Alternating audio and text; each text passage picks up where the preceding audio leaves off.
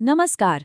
आज बात करते हैं भारत के वर्कप्लेस की उस कानूनी रूल बुक की, वो नियम जो लाखों कर्मचारियों की सर्विस कंडीशंस तय करते हैं।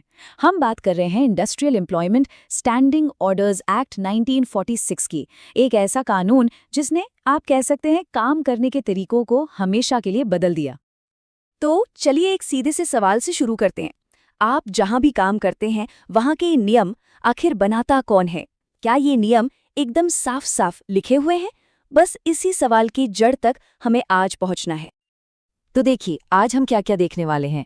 सबसे पहले स्टैंडिंग ऑर्डर्स क्या हैं, फिर इस एक्ट का मकसद क्या था, इसमें कौन कौन शामिल हैं, रूल्स को सर्टिफाई कैसे किया जाता है, और आखिर में बात करेंगे नए इंडस्ट्रियल रिलेशंस कोड 2020 की, जो इसी कानून का समझिए एक नया अवतार है।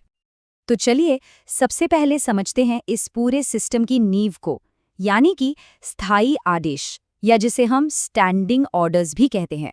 आखिर ये चीज है क्या? आप इन्हें एक तरह से किसी भी कंपनी का संविधान समझ सकते हैं। ये वो लिखे हुए नियम हैं जिनमें सब कुछ साफ होता है। काम के घंटे, छुट्टियां, डिसिप्लिनरी एक्शन कैसे होगा, नौकरी से जुड़ी हर छोटी बड़ी शर्त। इसका सीधा सा मकसद है कि मैनेजमेंट और वर्कर्स के बीच कोई कंफ्यूजन ना रहे। रिश्ते भरोसे पर चले, अंदाजे पर नहीं। अब सवाल उठता है कि भाई 1946 में ऐसा कानून लाने की जरूरत ही क्यों पड़ी? इसके पीछे की वजह क्या थी? देखिए, आज़ादी से पहले भारत में क्या होता था कि ज़्यादातर जगहों पर सर्विस की शर्तें तय ही नहीं थीं। एम्प्लॉयर जब चाहे अपनी मर्जी से नियम बदल देता था, और इससे कर्मचारियों में हमेशा एक डर, एक अनिश्चितता बनी रहती थी। तो 1946 का ये एक्ट इसी मनमानी को ख़त्म करने के लिए आया। इसने एम्प्लॉयर्स के लिए कंपल्सरी कर दिया कि वो सर्विस कंडीशंस को लिखें और उन्हें सर्टिफाई करवाएं। इसके जो गोल्स थे वो बिल्कुल साफ थे। पहला, सारे कर्मचारियों के लिए एक जैसे नियम हो। दूसरा, वर्कर्स को पता हो कि उनके अधिकार क्या हैं। तीसरा, एम्प्लॉयर्स को अचानक नियम बदलने से रोकना। और चौथा, एक ऐसा माहौल बनाना जहां शांति भी हो और काम भी अच्छे से हो, मतलब प्रोडक्टिविटी बढ़े। अच्छा, अब इस पूरी प्रोसेस को ठीक से समझने के लिए ये जानना जरूरी है कि इसमें मेन प्लेयर्स कौन-कौन है और उनका रोल क्या है। तो सबसे पहले आते हैं सर्टिफाइंग ऑफिसर।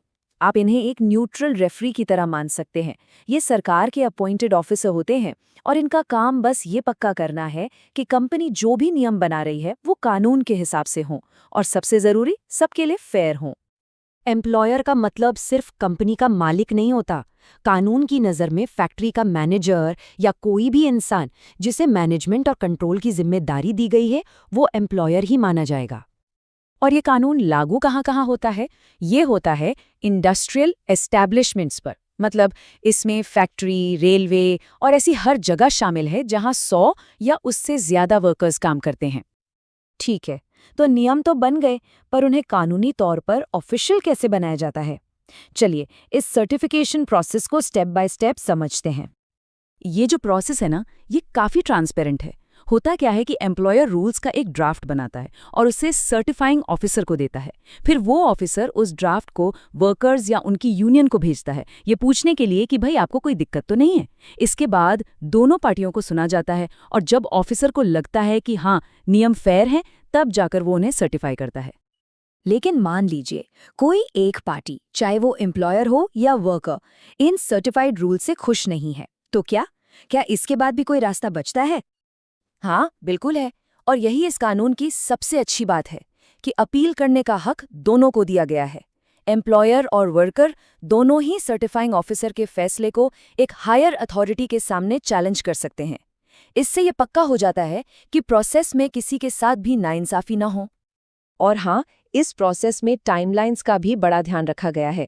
जैसे अपील फाइल करने के लिए 30 दिन का टाइम मिलता है, और एक बार जब नियम सर्टिफाई हो जाते हैं तो उनमें कम से कम 6 महीने तक कोई बदलाव नहीं हो सकता। इससे रूल्स में एक तरह की स्टेबिलिटी आती है। चलिए अब कहानी में आगे बढ़ते हैं और देखते हैं कि ये जो ऐतिहासिक कानून है, आज के समय में इसका क्या रूप है।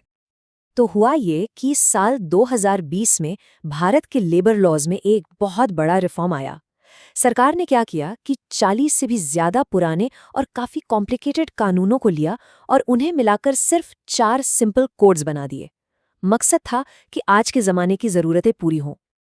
तो जैसा कि आप देख सकते हैं, जिस एक्ट की हम बात कर रहे हैं, 1946 का स्टैंडिंग ऑर्डर्स एक्ट, वो 2 और बड़े कानूनों के साथ मिलकर अब इंडस्ट्रियल रिलेशंस कोड 2020 का हिस्सा बन गया है।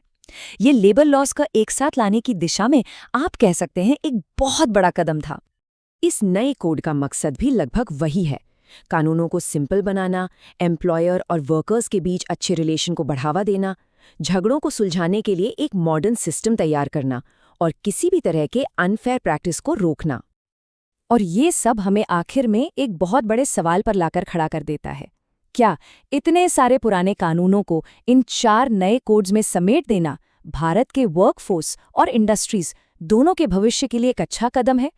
ये एक ऐसा सवाल है जिस पर सोचना जरूरी है। आज हमारे साथ जुड़ने के लिए आपका बहुत बहुत धन्यवाद।